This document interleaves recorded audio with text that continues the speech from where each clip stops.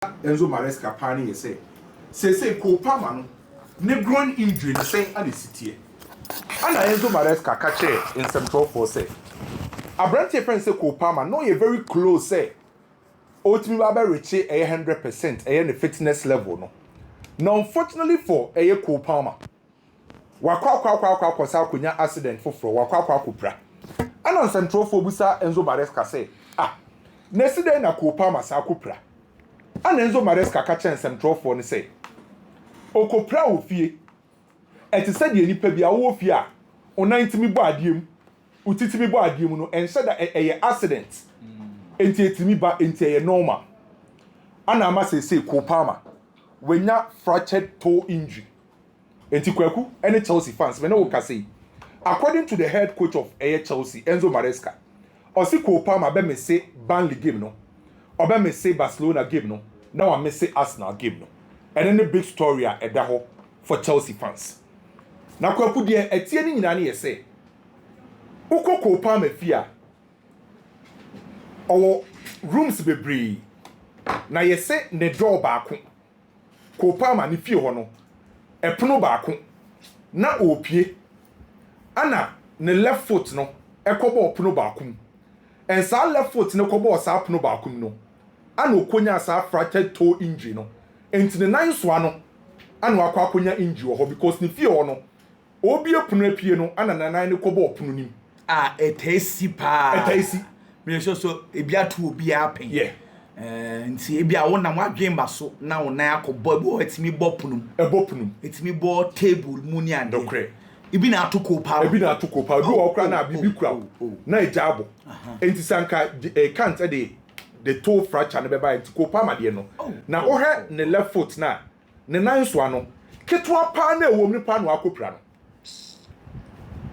enti pra na Cole Palmer akopra no sa ne nan so ano ketwa pa na ewom no anu akonya sa injury no wo ho enti wo ya story ni mpokra no so mama ne boot bi ahye special boot sa special boot no mo de amana hye na afi na Chelsea for kwa akoye feather test and sa feather test na Chelsea for kwa akoye Cole Palmer no ene ne be determine say type bay toe fracture na we nya no type bay and so we yan hwehwemu a ye were 4 types of toe fracture na Cole Palmer nya no ye were types in kwa 4 ye were open fracture ye were closed fracture ye were stress fracture and ye were acute fracture enti afi na Chelsea for kwa akoye hwehwemu ehu say type bay ana Cole Palmer nya wenya acute fracture wenya stress fracture wenya closed fracture and also wenya open enti sa test no ana ba mi ehu sa type a wenya and sa test no ana ba mi ehu se Cole Palmer betimi akoa ne nan so na na se ontimi nkoa no sa test no mo koye no ana ba mi ehu se Cole Palmer boot na Chelsea for the man se on function on fanante no obesha acha na se ontimi nche ana kwaku sa test no ana ba mi ehu se time by na Cole Palmer beba and again further test any further research actually say so unya toe fracture ye wo 3 phases in terms of recovery no and the Chelsea for any koye test na ahọ no mbe hu say initial phase recovery ana and nyame adom na Chelsea koye further test na initial phase recovery no ebetimi ateki be 1 to 2 weeks and a mid phase recovery no ebetima take 2 to 6 weeks and you want the late phase recovery ebetima take Cole Palmer 6 weeks or more but according to Chelsea for no almost say almost first initial test of my no initial phase recovery and ebetima take about 2 weeks that's the reason why coach a friend say Enzo Maresca eka sa Brante friend say Cole Palmer obe me say just Burnley Arsenal and a Barcelona game no so it means say about 2 weeks and a Cole Palmer be because omo say toe fracture na Cole Palmer nya no ne recovery no ebeye initial phase recovery enkonkoche ebe take 2 weeks and I think say kwaku hard because Cole Palmer this season obre pa groin injury no onso omo ye conservative treatment conservative treatment ni say like yenko ye surgery into ombe ne kakra no mama ne gina na Branton na return oba ya no asa akwa akonya ne nan so ano ewo ni fie ne nan akobopunu and Chelsea ebe hia Cole Palmer this time especially say matches that Chelsea ni no but it's quite unfortunate for Cole Palmer football ni pradie eye 5 and 6 the Chelsea fan obehupu ni say ne ho beto no na Cole Palmer timi again ne fitness no abeka Chelsea bobuku no na wetimi perform because kwaku ye nyina ye twe football bia gitum say Cole Palmer wo form na Cole Palmer e wo match fitness akwaku or ade a lot o de Chelsea team ni say o hwe the performance any form Caicedo afa hwe Enzo Fernandez form awafa hwe Kukureya form awafa hwe Malo Gusto form awafa hwe Estevao gradually obi ti say Garnacho peke enti the main man na Cole Palmer na sanko Chelsea setup no one so apeke ne rhythm no apeke ne form an ba ade a lot to Chelsea team no so you reach Cole Palmer say on na fie nche because kwaku nya Chelsea ni kwa na ohwe Chelsea match you need to see the big guys very well because some dem ye niji e wo game nti Cole Palmer ye reach no speedy recovery me call Pep Guardiola so aye the press conference no Manchester City na kwaku Pep Guardiola press conference no baby a me ni je ho pa no eye baby okasa fa Bernardo Silva ho en some trofo busa Pep Guardiola say wa coach Barcelona wa coach Bayern and wa be coach Manchester City oni players be bra ye adwuma no Pep Guardiola no say all ranking players oni o ma ye adwuma ehemfa na ode Bernardo Silva ebeto ana Pep Guardiola say eye no kure oni players akese ye adwuma na all ranking baby ode Bernardo Silva beto a or the Bernardo Silva beka top players our coaching no be because Bernardo Silva no or your top guy. Na dia ba kwa nkofo enhwe ne say who the goals now the assists now the statistics ejeje Bernardo Silva obeka say onye top player abra wa for Pep Guardiola nsem because I will check the likes of Messi check the kind of performance ne numbers or the ama Pep Guardiola recently she Haaland the kind of numbers or the ama Pep she De Bruyne the number of assists to Adiama Pep Guardiola and to say who use numbers who use statistics obeka say Bernardo Silva no on fane nkoka players omodem boss ani players Pep Guardiola coach o ma omodem boss ani but brand difference Bernardo Silva no or your special player or your beyond statistics and numbers and kwakuni ma de coach Pep Guardiola sa e kasa asem no Pep Guardiola e kasa from a tactical standpoint because o ka players Pep Guardiola coach o ma players be bro more numbers say Bernardo Silva by at the quality of Pep Guardiola ya adwene ye say Bernardo Silva no yen fast statistics and numbers and jeje no onim say Bernardo Silva no from a tactical standpoint Pep Guardiola use no as a flexible attacker Pep Guardiola o use Bernardo Silva as a flexible attacker semi breaking it down ye sua de kakra ye ka so be a flexible attacker a player wotimi adapt etimi perform in multiple positions any roles across the front line omo ye ka say omo ye flexible attackers enti free 2017 Pep Guardiola kofa Bernardo Silva from Star Louis II e wo Monaco e de ne baye no from 2017 otimi use Bernardo Silva as a number 8 obobo ni ye o use as a number 10 obobo ni ye o use as a second striker obobo ni ye o use as a first number 9 as a winger enti one player Bernardo Silva no otimi bo multiple positions ana enye so obo ne keke obobo ni ye enti Pep Guardiola adekunti obo Bernardo Silva baso ne say players be bro obo Pep Guardiola no bia na ye flexible attacker Haaland ma Pep Guardiola numbers by ne de ne say obo as number 9 ontimi mfa Haaland enkobo number 7 and number 8 ontimi mfa ne enkobo wing so by Bernardo Silva no Pep Guardiola timi use no sa roles on positions na ebobo ni ye that's the reason why you say oye flexible attacker then again se Manchester City si akai na Bernardo Silva wo ma akwaku onim se Bernardo Silva ana ye the space creator ye ka so be a space creator e obi a drag opponent along na create space e dey man the teammates so be utilize it and at the time at De Bruyne e Manchester City no se won De Bruyne won Haaland na won Bernardo Silva e Bernardo Silva na create space na De Bruyne ama pass na Haaland e the ball na to atenem by a banner ye betcha the o share goal ni the assist by the creating space ni yembo ni din because o go beyond numbers sa o Portugal national team Ronaldo ma goals no Bruno Fernandes ma assist create by a Bernardo Silva the creating space no into a space creator so the reason why Pep Guardiola say o analyze Bernardo Silva na all the numbers all the statistics say wa she go say why assist say ya obeka say onya ade by say o trying from a tactical standpoint or a flexible attacker and a space creator anti players ono Pep Guardiola wa coach you no Bernardo Silva one of the best And yes, statistics are seven, which I perfectly agree with Papa friend said Pep Guardiola. Say Kwaku Spain and Barcelona. Story air fly apart from team news, the replacement of Lewandowski. And the 50 Emra and Open Pokranos are the update by. Say player only the race no Harry Kane. Say possibly on the bit to replace a brand friend say Lewandowski. Na kwa kudi etienye makwa kodi nkomo kakra. Barcelona mpanyimfo ko hia koye meeting. Na meeting na se no na Juan Laporta. Barcelona vice president. Deco our sporting director and an team. Barcelona head of scouting na o meeting na se. Head of finance our Barcelona no meeting na se. And a Barcelona head coach Hans Flick. We woni mpanyimfo mu ko hia ye. Na meeting na se no na omo list of strikers on person be replace Abrante friend Lewandowski. Na saa nipa bebrebe no omo so na eso no ekoka nipa miensa. Saa nipa miensa no na ye Julian Alvarez, Victor Osimhen, and Harry Kane.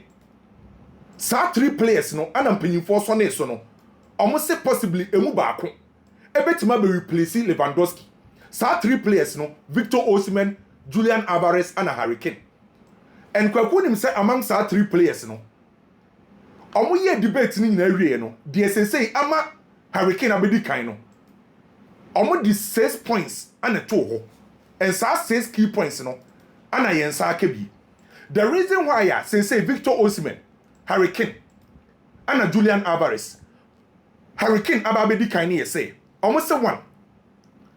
Play and komo penny power for the long term no. Julian Alvarez. Atletico Madrid for kutua 95 million euros and a coffin for Manchester City. Osa, ne contract na akabebri. Se omo yobaje se omo kwa kofa Julian Alvarez a. Omo betua more than 150 million euros. As it stands now, says can omo ntimi ntua. And omo call for Victor Osimhen so a. Victor Osimhen Galatasaray for 75 million euros and a Diama Napoli for. Omo ka so omo call for Victor Osimhen a. Sa omo betua more than 150 million euros. Ebeye dine.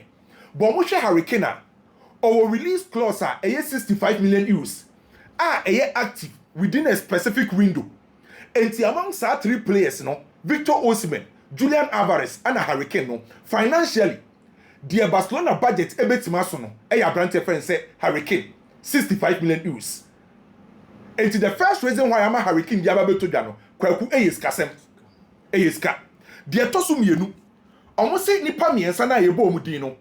The ubetime de won say su waka say oya prolific goal scorer Harry Kane and which nokre Victor Osimhen jina ha Julian Alvarez jina ha na Harry Kane jina ha say ya obi oya fair obi ohwe football onya bias nipa miensa we di oye typical and clinical goal scorer Abrante friend say Harry Kane enti omo ka say adekro nti omo say Harry Kane no say oya prolific goal scorer among sa 3 no ana die ubetime de won say su waka say oba ya mprempre ya no obetime banging in the goals di amount na Harry Kane. Then again obi obetime boost your market because Harry Kane no oye England for captain publicity no marketing wise obetime market Barcelona more than Victor Osimhen and Abrante friend Julian Alvarez. The professionalism was so and the style of play according to Barcelona and paying for no. These are the 6 key reasons why yes, say Harry Kane, and only this say Obabeye replacement. Ediama Lewandowski. Kwame, you made mention of goal scoring. Lewandowski, ne prime.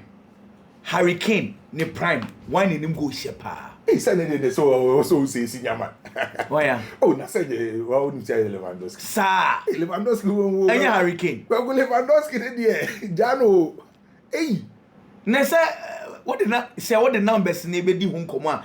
You will not be fair to Harry Kane because he was at Tottenham Hotspur. Because Sasani but Lewandowski na gache Harry Kane so Tottenham. I say Lewandowski no gache Harry Kane. No, but I said to make us say numbers ne dey enfa hu ni baby awo. But and make us say so be or Tottenham. No Timije Premiership goal king.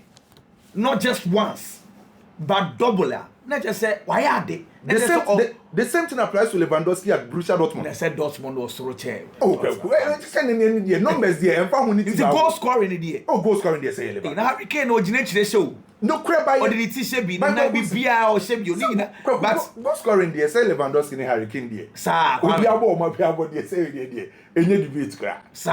Hey, there be Harry Kane or so. O say by what's the goal? It's a goal pampan you. No crap me titu say. Harry Kane go say. Onim go say sen strikers ni bebre. By ni pa na ye de na compare ni say na Lewandowski e che goals no. Enye na Lewandowski a penalty box striker na. Lewandowski or a typical goal poacher. So or send goals do one penalty or a poacher. But Harry Kane beats me as smash shorted the free which quality. But at the end of the day, the core duty of a striker is to score majority of teams' goals. So when you are tackled and now say when you are make sure say won't me share penalty box, maybe a penalty box in your tackle what do you do then? By the end of the day, oh yeah.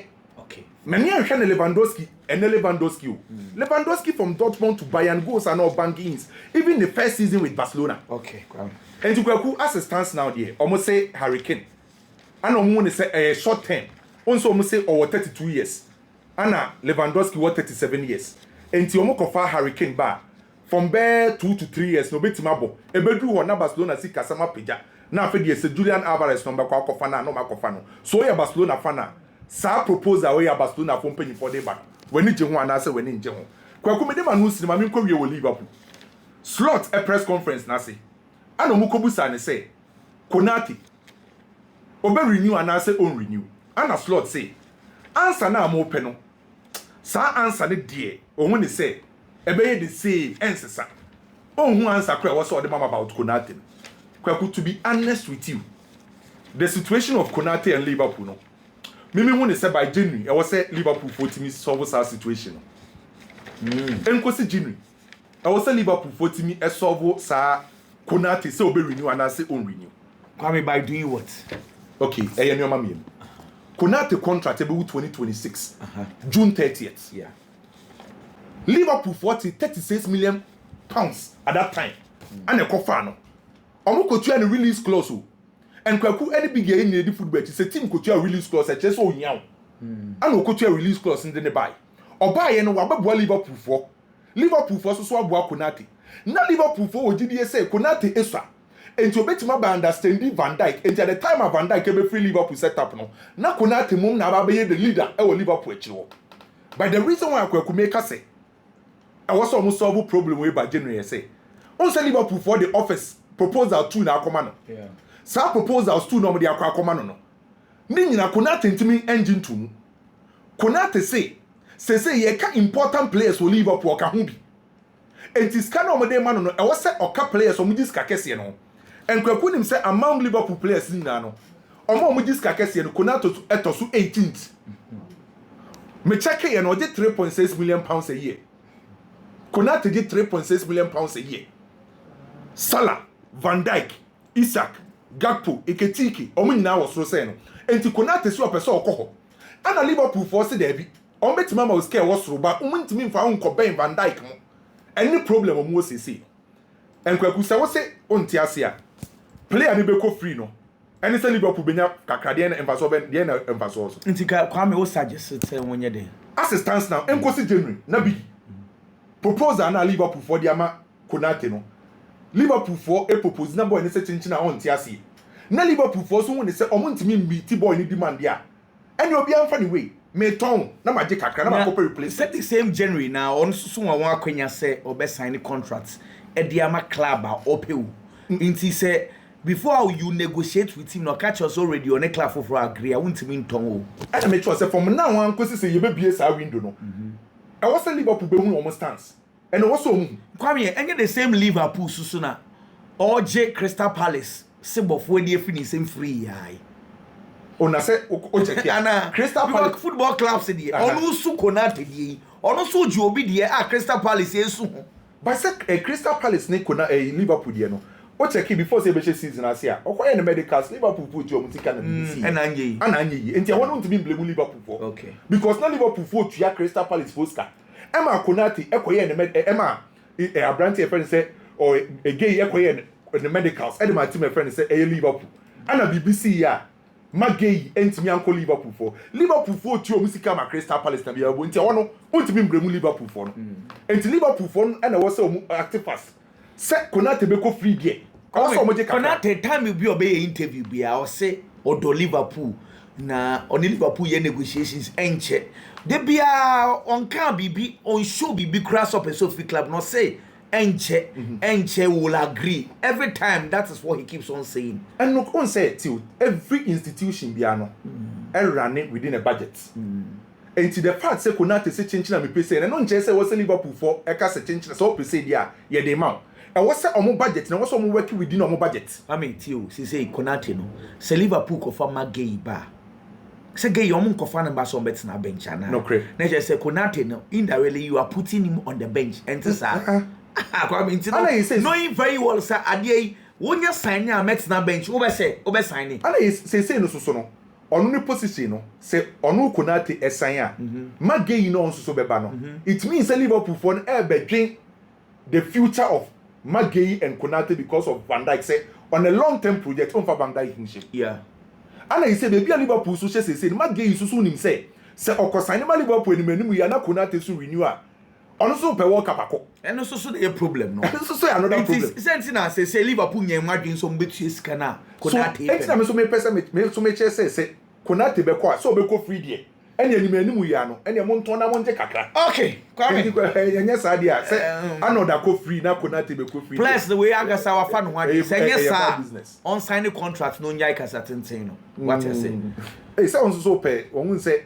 o hwe dia ekitike mo gina atifo a kwame iti Tim Ben Pa na Konate obetu ya 300,000 Konate said there how what for big ye babu factor meet you other room Koku the Liverpool conversation on Kwame having I am it then me pese me kakaka Koku ewiase na ye wono a mistake repeated more than once wouldn't be termed as a mistake anymore.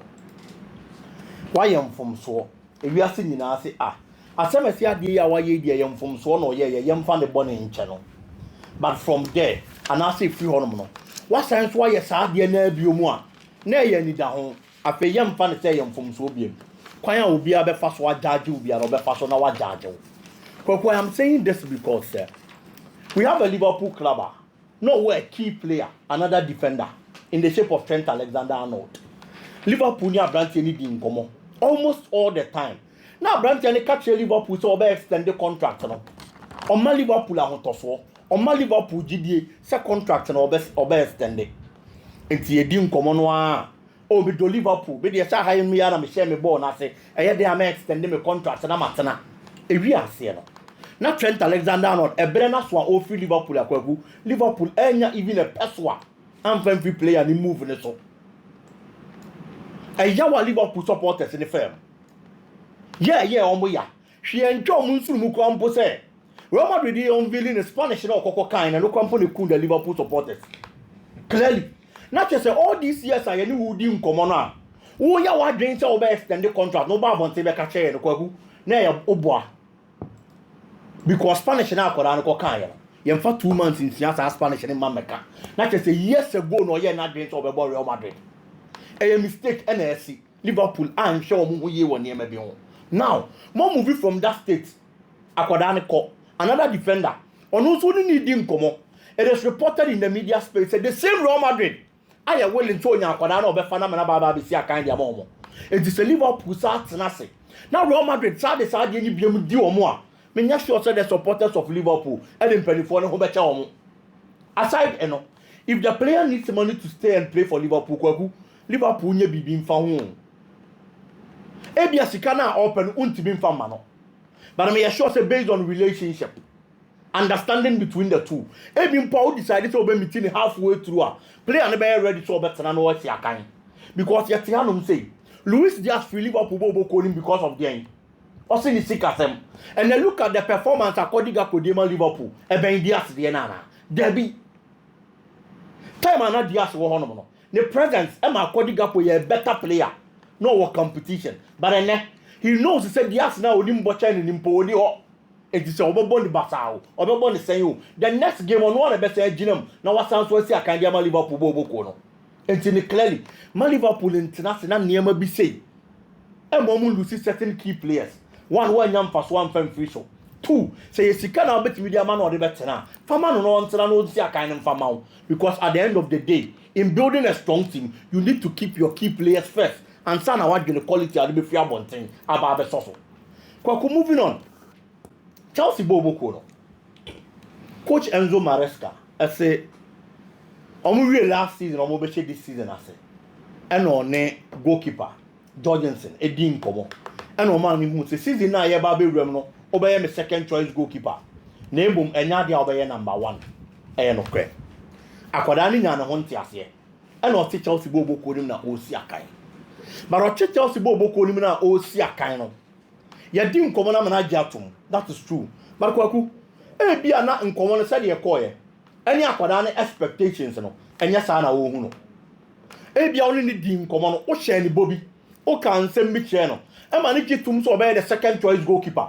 Na mmom bia menya this number of games abo. But akwada na tena se no obu nkompon a. Nkomona only ni di ye nya sa na te a. Me ye sure so obey agitated obey person obey free club nim. We shouldn't forget. So we are in a World Cup year. It's almost every player. Onya ni team make World Cup ni bibia no. Playing time said the beya in case of joining the national team. Time will be open opportunity. No to see a kind and to see the man in national team no. Jorgensen is a Danish. The Denmark national team. Why are you number 1 goalkeeper? Kasper Schmeichel. Kasper Schmeichel is 39 years old. He's a good goalkeeper, Mejitum. Or a lot of experience from maybe our from Manchester City, Leicester City, Leeds United, Premier League, and all the Aquaco Premier or Celtic. It's looking at the experience and the performance. So I don't need that post anymore and Kenya problem. But maybe another Jorgensen Shannon one. Looking at the qualities on only feels so possessive. He feels say on your team will be more playing time at the age of 39 for Kasper Schmeichel there. Ebian Konuni nya kwanya debia and Denmark national team no. Ebian Kobe number 1. And no never mark or push. So better move outside Chelsea no akwa kutia kan. Aside that, Nippon ne compete with Chelsea Bobo Kolim so ya wanya. Robert Sanchez, with no disrespect to the goalkeeper. Kwakusanya club World Cup na ye koye. And a goalkeeper Robert Sanchez ko born homo dia. Nanka Chelsea supporters imponi gidie at a point. Now coach Enzo Maresca rotate to omumienu last season because now onwu bi oba be number 1. It me sure say Jorgensen feel say on also quality because it feels like say Robert Sanchez and Morona so. It is a metihano na minya bi nadia. Na me nko go see akan wo baby. At the end of the day, it is a matter of interest. Chelsea show on only interest. And a goalkeeper no show on to interest. Based on also the career. Our build the diamond ho. It's omumienu ni nkomo. No one taking the best decision about 2 parties no. No be anya na sumdue. No mfanya di odebeye. Kwaku still on Chelsea, the Palmer injury. A problem kaka. Because Ushe Palmer, Chelsea key player. One of Chelsea's best players, if not their best player. Now I see a kind of Chelsea consistently. Not just season injuries about Kodana Fema and and we talk about injuries. Yaka Barcelona their time here. Yaka Real Madrid there recently. But one of the teams that injuries are how this season pound to me Chelsea in front. Chelsea Bobo Kona at the start of the season. Looking at the performance they gave in the Club World Cup. Now the Padro Dwana with GBS season where they season now. Chelsea either saw better me did the Premier League and now Bobby fighting very well for the Champions League. But the real season we from central defense. Players need prayer to the extent say now we see you see players are Bianca season nimpo. Cup games they be on body ama Chelsea Bobo Kono. Obi to say Josh Champo. Quality centre back. But you Josh Champo or Chelsea Bobo Kono due to injuries. Bebre about Chelsea Bobo Konafa. Look at the midfield. A plan to be back to the stance the coach rotate a told the Camparo the Andre Santos and a cover the number 10 position. And then clearly, not just about Kopama, but one of the teams that in European football this season almost suffer power when it comes to injuries. Chelsea Bobo Kono. And I feel sir, the medical team, the technical team, and Tenase. No one should the team because the injuries be bring back club Makwaku. Various reasons and I thought they cover injuries never. A bit to me a diet plan. Players need more enough rest, any idea. But the medical team and the technical team need Tenase. No more assessing injuries, no more sure the root cause of the recurring injuries in the Chelsea team. No more see anwa. me feel say Chelsea bobo ko no baba be the kind of team and supporters they expect say this season omo be hu Premier League ni mo kwaku there are reports in the English media say striker Ivan Toney epeso sign so balachi e wo Premier League ni mo no be playing time said ye be ya obetumi akọ World Cup ni be in 2026 me feel say the best decision a player ni betumi a take that decision of coming back to the Premier League obi be ka sa adentia the Saudi Pro League kwaku say share club World Cup no performance no mo be dan di na enya ye be hu say enya competitive but Royal Al Hilal ball no ba be ball ye e club World Cup ni mo clearly the chairman said the Saudi Pro League is very competitive but then again most of the players who feel European football mo joining the Saudi Pro League I'm paying me brain no just to opportunity to our national teams mo no e players are ya omo ko no mo established che Cristiano Ronaldo che Sadio Mane these are established players for their national teams into of Saudi Pro League ni mo and for only performance no ko dan based on the din our build the man on abre bia ye be frɛ no but Ivan Toney no only established player e wo the English national team it is our copy mo Saudi Pro League ni mo ye free players among makwa si akan for the Three Lions first of all the points of make us say scouting e be the English Premier League ye share no na ye nya bia e na ye back outside about be other players and so they account and players be to say Abia Oli Watkins with no disrespect may you hike in a sin chain me who any other English player and the performance they was watching Ivan Toney there but he's not considered just because he's in Saudi last season on board the Saudi Pro League from 30 matches our boy or 23 goals in the league this season about 7 matches in the Saudi Pro League who was 5 but here you call up for the English national team not this break the last break on Mokoye no your fair player which is Oli Watkins Ekoye Emaneko Kobobi yan fair Ivan Toney but throughout this season Oli Watkins has played 11 games in the Premier League scoring only 1 goal it is akodane per World Cup ni biako no person ni pe hunu no hu do betimi aya I think that the best thing about me about the career in near meeting come eh so get back to the Premier League no one be playing time no one goals ni bia say e ko basa English team no striker make us a number 9 Obkana sema yenye Harry Kane but except him me who any other number 9 and a level ebro Ivan Toney so die bebre etidio here lenses and Everton so in a competitive league now the English national team coach Everton and Sadia Friend Kweku and now na coach HM say or who feel Foden as a false 9 na the ekeka kono no because oyi Harry Kane fi one ma oni number 9 fufu no be the correct it your better Rashford mo feel Foden no and obemo mo makeshift role well Dilla fashion yen ton hard works